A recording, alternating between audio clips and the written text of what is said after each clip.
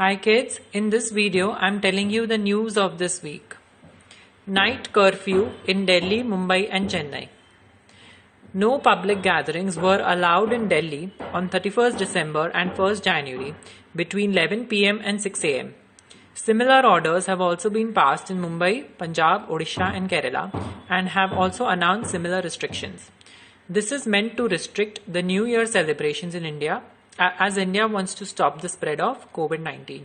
So basically अभी जो साल खत्म हुआ ना 2020 उसकी एक रात पहले 31 दिसंबर और जो नया साल जब शुरू हुआ 1 जनवरी को वो 2 दिन के लिए रात के 11 बजे से सुबह के 6 बजे तक लॉकडाउन था.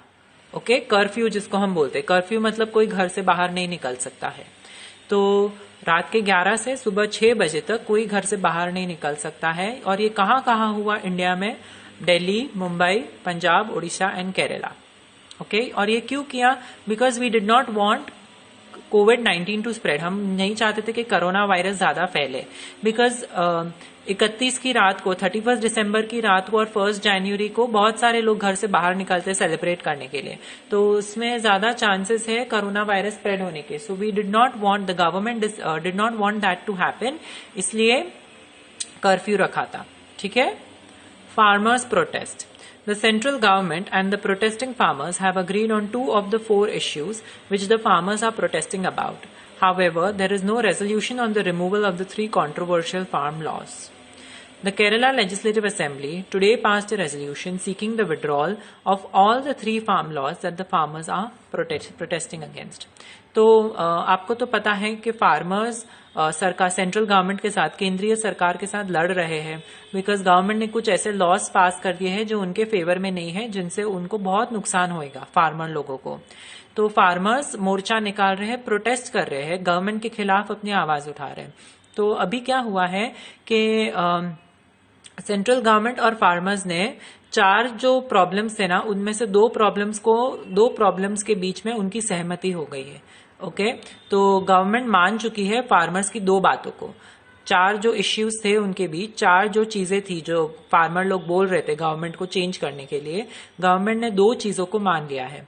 बट अभी भी 3 लॉज ऐसे हैं 3 कंट्रोवर्शियल लॉज ऐसे हैं जो गवर्नमेंट ने पास किए हैं जिसके बारे में अभी तक कुछ भी नहीं किया है. ओके, फार्मर्स प्रोटेस्ट कर रहे हैं बट गवर्नमेंट ने कुछ उसके ऊपर एक्शन नहीं लिया है. इनफैक्ट केरला की जो सरकार है, केरला एक स्टेट है राइट इंडिया में, केरला की जो सरकार है उसने एक ऐसा रेजोल्यूशन पास किया है, एक ऐसा डिसीजन पास किया है जिसमें उन लोग ने बोला है, केंद्रीय सरकार को, सेंट्रल गवर्नमेंट को बोला है कि प्लीज ये तीनों फार्म लॉज को कैंसिल करो. Okay. Zomato says India ordered momos, biryani and pizzas the most in 2020. Zomato एक फूड की कंपनी है, खाने की कंपनी है, फूड डिलीवरी कंपनी. ओके, सारे रेस्टोरेंट से, अलग अलग रेस्टोरेंट से आप खाना मंगा सकते हो आपके घर पे. तो ये जोमैटो का एक ऐप है, आपके फोन पे आप उसको इंस्टॉल कर सकते हो और फिर वो ऐप के द्वारा आप खाना मंगा सकते हो. ओके, आपके घर पे. तो जोमैटो उस कंपनी का नाम है जो फूड डिलीवर करवाती है. तो जोमैटो ने बोला है कि 2020 जो साल गया उसमें इंडिया ने पूरे भारत को देखे तो सब लोगों ने सबसे ज्यादा क्या मंगाया है घर पे खाने के लिए? मोमोज, बिरयानी और पिज्जा. मोमोज भी एक खाने की चीज होती है अगर आपको नहीं पता, it's an Asian dish. Okay, Zomato's 2020 Rewind said that they have delivered 22 biryani orders every minute this year. हर एक मिनट में Zomato ने कितने बिरयानी के ऑर्डर डिलीवर किए? 22. एक मिनट में 22 बिरयानी. इतने बिरयानी कुल मिला के उन लोग ने डिलीवर किए हैं.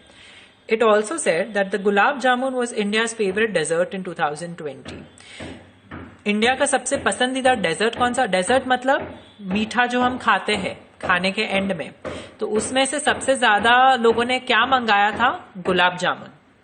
Pizza orders on Zomato went up from 4.5 lakhs in May 2020 to more than 17 lakhs in November 2020. मई 2020 में 4.5 लाख पिज्जा के ऑर्डर आए, बट नवंबर 2020 में 17 लाख ऑर्डर आए उस एक महीने में. Someone from Jalgaon, Maharashtra alone ordered 369 pizzas this year. Jalgaon एक जगह है महाराष्ट्र में, उस एक अकेले इंसान ने ही 369 पिज्जाज ऑर्डर किए हैं इस साल में। Okay, other news, Goa's 14-year-old Leon Mendoka has become India's 67th chess grandmaster. He is the second grandmaster from Goa. So Goa का एक लड़का है लियोन मेंडोका, वो 14 इयर्स का है और वो इंडिया का 67th चेस ग्रैंड मास्टर बना है। ग्रैंड मास्टर मतलब चेस में ना एक वो सबसे हाईएस्ट लेवल का टाइटल होता है। ओके, हाईएस्ट मतलब ग्रैंड मास्टर मतलब आप बेस्ट हो चेस में अगर आप बेस्ट होते हो, if you become the best player of chess in the country, so you are a chess grand master in India. Okay, तो इंडिया का 67th चेस ग्रैंड मास्टर कौन है? लियोन मेंडोन का। ओके, आपने विश्वनाथन आनंद के बारे में सुना होगा। Viswanathan Anand was also a grandmaster, वो तो इंटरनेशनल लेवल पे भी बहुत खेल चुके हैं। तो इंडिया के 67th चेस ग्रैंड मास्टर कौन है? लियोन मेंडोन का, और वो गोवा के सेकेंड ग्रैंड मास्टर है। ठीक है, all states will begin test runs to prepare for COVID-19 vaccination from 2 January 2021. A vaccine is expected to be approved soon. सब स्टेट्स मतलब सारे राज्य, सारे प्रदेश जो है इंडिया के, वो लोग टेस्टिंग करना चालू करेंगे COVID-19 वैक्सीन के लिए। कब से चालू करेंगे? 2 जनवरी से। और जल्दी ही एक वैक्सीन को अप्रूव कर दिया जाएगा। अप्रूव कर दिया जाएगा मतलब गवर्नमेंट अलाउ करेगी उसको, गवर्नमेंट बोलेगी हाँ हम ये हमारे सिटीजन्स को दे सकते हैं, दिस इज सेफ, सब लोग ये वैक्सीन ले सकते हैं, ये चलेगा यूज करने के लिए। ओके, तो उसको बोलते हैं अप्रूवल देना। तो ये अप्रूवल कौन देगी? गवर्नमेंट देगी। गवर्नमेंट एक बार अप्रूवल दे देगी तो सब लोगों को ये वैक्सीन बांटा जाएगा। India and Bhutan signed a pact on cooperation in the peaceful uses of outer space. India और भूटान भी एक कंट्री है इंडिया के बाजू में, राइट? नेपाल इंडिया के बाजू में है और भूटान भी हमारे बाजू में है। सो इंडिया और भूटान ने एक पैक्ट साइन किया है। पैक्ट मतलब एक अग्रीमेंट।